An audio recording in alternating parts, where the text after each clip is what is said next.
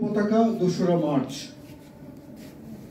বাংলাদেশের মানুষ, বাংলাদেশের সন্তানরা আজ মুক্তিযুদ্ধের সঠিক ইতিহাস তাদের অজানা বিভিন্ন মহল বিভিন্ন সময়ে এর বিকৃতির ফলশ্রুতিতে আজ সব সত্যই অধরা।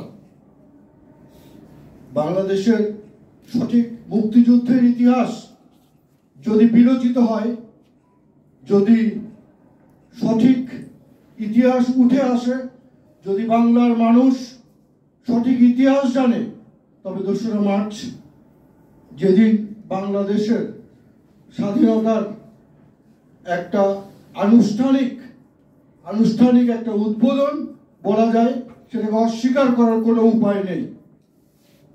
আমরা আজকে এই মুক্তিযুদ্ধ ভিত্তিক সামাজিক সংগঠনের আজকের এই অনুষ্ঠানের সম্মানিত সভাপতি, প্রধান উপদেষ্টা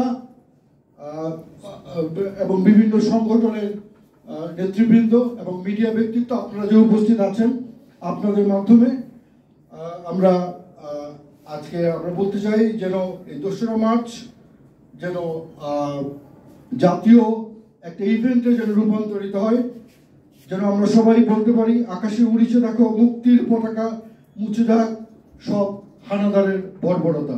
ধন্যবাদ সবাইকে।